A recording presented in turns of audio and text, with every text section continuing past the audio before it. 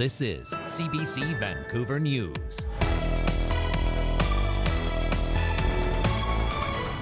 Air Canada chaos continues. As you can see, we're not back at work.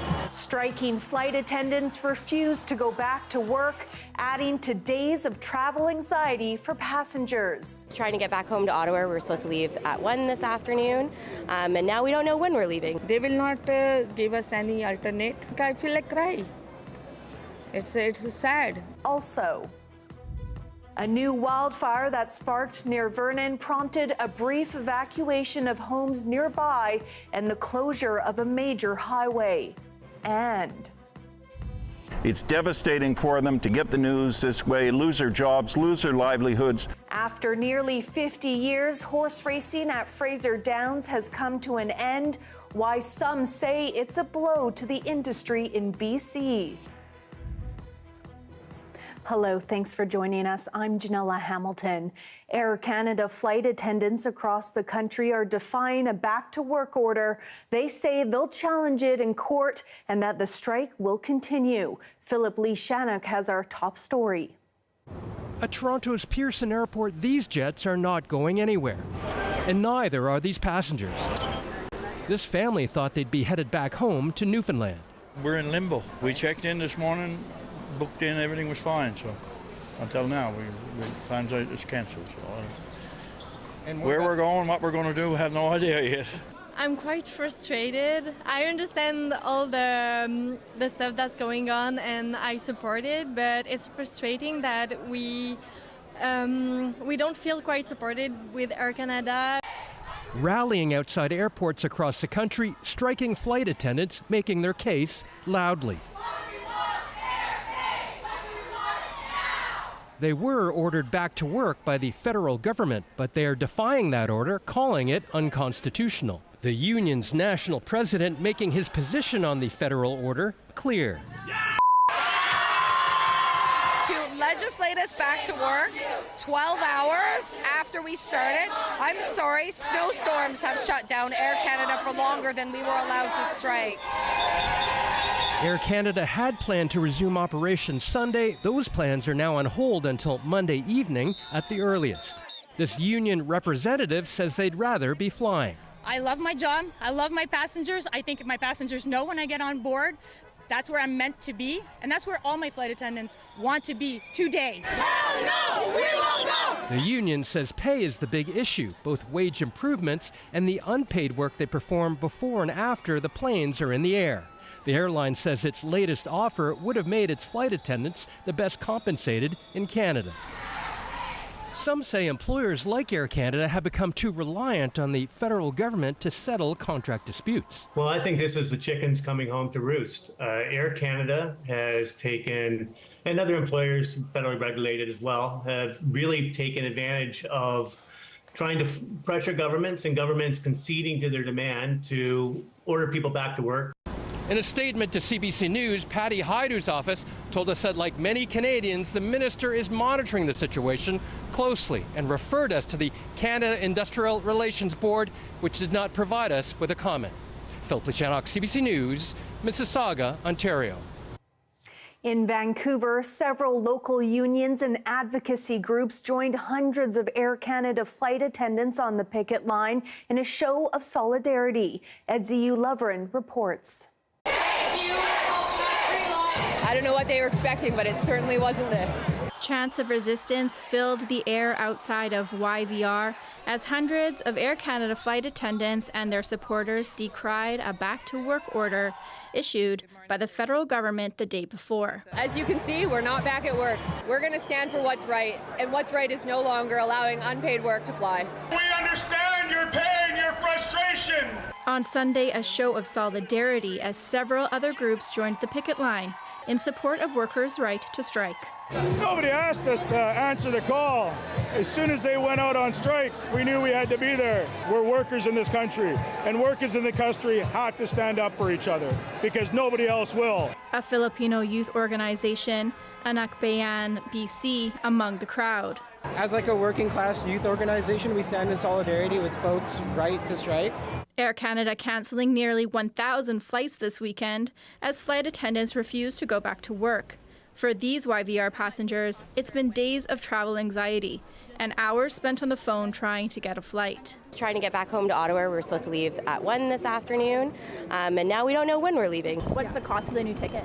The new cost nearly like 2,000 Canada dollars. It's nearly like 10,000 Chinese yuan. They will not give us any alternate. I feel like cry. It's sad. Air Canada says flights will resume Monday evening, but with more than 10,000 flight attendants remaining on strike across the country, how that will happen is unclear. The airline is advising travelers to avoid the airport unless they have confirmed flights on other airlines. Edzi Ulevrin, CBC News, Vancouver. A massive fire at an apartment complex under construction in Langley led to the evacuation of dozens of nearby residents. Police say it happened around 4 this morning near 201st Street and Fraser Highway. Large plumes of black smoke and flames could be seen from blocks away. There are no reported injuries, but nearby roads were shut down for most of the morning. RCMP say several neighboring homes were evacuated out of caution. The cause is not yet known.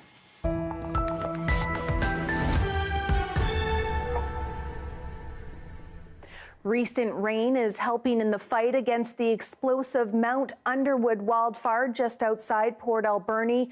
The BC Wildfire Service says while the fire rages on, growth was slowed, allowing firefighters to start working on establishing a perimeter. That's enabled crews to get in close, work directly along the fire perimeter, establish some containment lines, build guard, and do some mop-up in areas that have already burnt. Despite the wet weather, officials say there is still no timeline on when the fire will be brought under control and evacuation orders and alerts can be lifted. Hot and dry weather is expected to make a return later this week.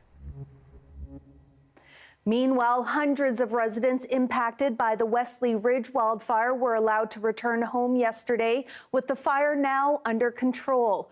Officials say crews are still in the area patrolling and extinguishing hotspots, and nearby communities may continue seeing smoke for weeks.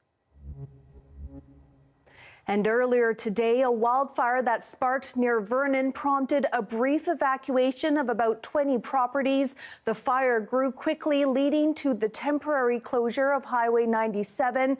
The blaze, which is suspected to be human-caused, now covers about 1.03 square kilometers and is burning out of control. Officials say 17 firefighting personnel responded to the fire, along with 3 helicopters using Kamulka Lake as a water source. People on the lake are being reminded to steer clear of the skimmers. There are about 80 wildfires in BC.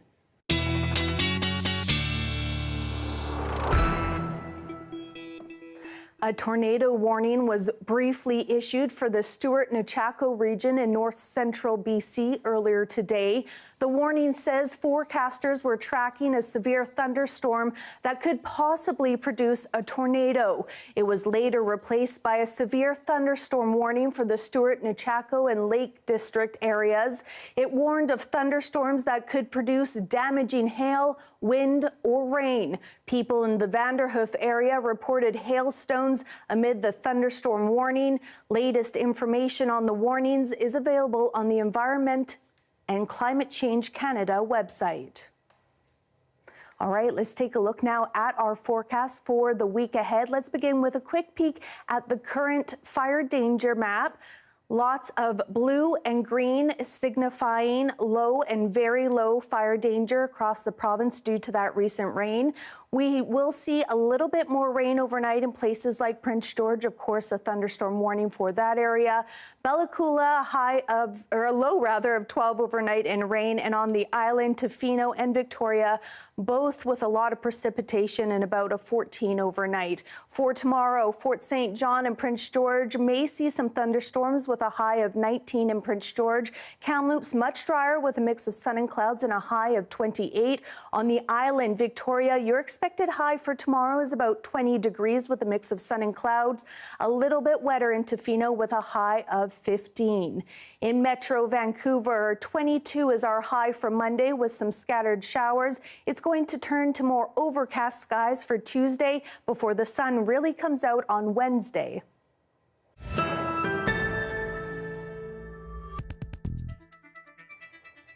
An update now to a story we brought you yesterday about 2 missing sailors in Nanaimo. After nearly a month, Mounties say 33-year-old Julie DeMeyer has been found safe. But the search continues for her partner, 30-year-old Robert Stalker. The white sailboat the pair was traveling on has also been located. Stalker is being described as a white man, 6 foot 1 inches tall, with blue hair and blue eyes. Anyone with information about his whereabouts is being asked to contact Nanaimo RCMP. Horse racing at Fraser Downs in Surrey has come to an end after nearly 50 years as the city moves to redevelop the land for housing and other public spaces. It's one of the last remaining tracks in BC, and as Saurabh Sandhu reports, the news is coming as a shock to the horse racing community. With the season about to start, some in BC's horse racing community say they were blindsided by the news that Fraser Downs was closing. It was just a complete shock. I had no idea that this was coming. Fraser Downs is one of 2 horse racing tracks in BC and the only track for standard-bred horses.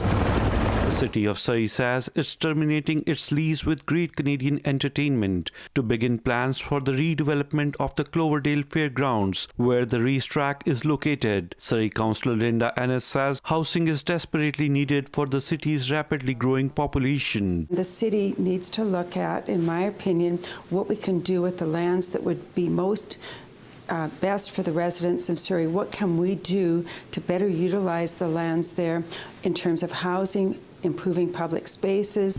But she did not clarify what exactly will be built at the site of the racetrack. I don't know what their urgency is. I'm not sure why they're so anxious to mothball it for the next 5 or 10 years while they figure out what they're going to develop it at. The track opened in 1976 under the name Cloverdale Raceway before being rebranded as Fraser Downs in 1996. Macmillan says its closure will have a significant impact on the local economy. It's tied to hundreds of jobs, hundreds of lives, immediate jobs and lives, let alone secondary stuff like feed players and other people that provide services for that. With Fraser Downs now shut, Hastings Racecourse in Vancouver is the only remaining track in the province. We'll do whatever we can to help our standard-bred friends. But with talks about redeveloping that site for a new Whitecaps stadium, its future also appears uncertain. We're of the view that that lease is going to get renewed. We're going to have a 26 season and beyond. He says the end of Fraser Downs is the end of a legacy and a blow to the horse racing industry in BC. It's devastating for them to get the news this way, lose their jobs, lose their livelihoods. It's a vibrant industry that has existed for over 60 years in the province. Harness Racing BC says it's now forced to reschedule races set for this fall at Fraser Downs and hopes to meet with the city and the province in the coming days to determine next steps. Saurabh Sandhu, CBC News, Surrey. If you live in Metro Vancouver and have a wood-burning fireplace or stove, you'll most likely have to register your appliance by September 15th or risk a fine. The regional district says the new rule is aimed at lowering emissions from wood burning. The wood smoke coming from residential indoor wood burning contains fine particulate matter and a number of other air contaminants, some of which are toxic. And these air contaminants are known to have effects on people's health.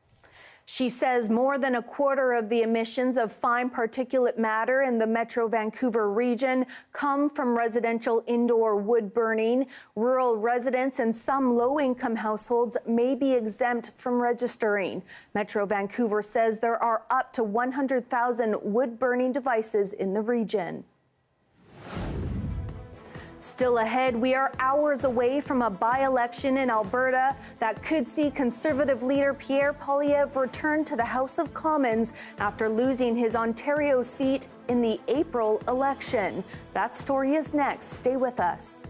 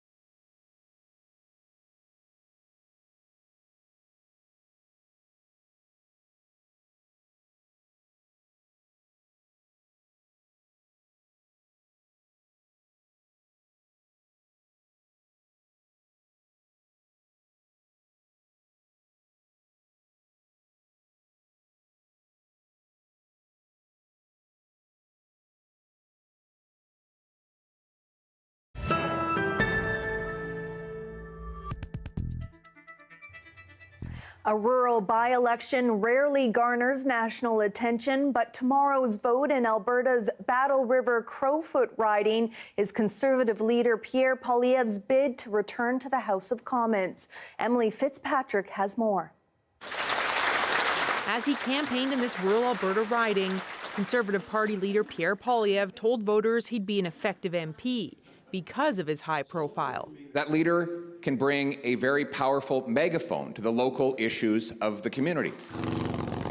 He needs this by-election victory on Monday after losing his Ottawa area seat in the April election. Thanks for coming out. Really appreciate you guys coming out. He is likely to win. Battle River Crowfoot is solidly Conservative, but this political scientist says his victory must be decisive. Nobody has won this riding by less than 70%. In the last election, it was almost 83%. He definitely needs to be closer to 83 than to 70% if he's going to avoid exaggerating the questions about his leadership. Though some voters seem to worry that a national leader who's new to the riding wouldn't be focused on their issues. Not having a local person is a big deal to smaller communities where it matters if they show up. While others say there may be a benefit. If something needs to happen in his riding, there's better political pressure. One complicating factor, 214 candidates are on the ballot. Once again, a group that's pushing for electoral reform has stacked the ballot in protest. So for the first time in Canadian history, Elections Canada is using a blank ballot. Voters will handwrite the name of their preferred candidate in a blank space, rather than mark an X beside their name. That might just be too much of a hurdle for them to overcome, and they may decide, well, he's probably going to win anyway, I don't need to turn up. Elections Canada warns results will take longer than usual to compile and report. To speed things up, ballots will be counted starting 2 hours before polls close. Emily Fitzpatrick, CBC News, Edmonton. European leaders will join Ukrainian President Volodymyr Zelensky when he discusses the war with Russia in Washington tomorrow with Donald Trump.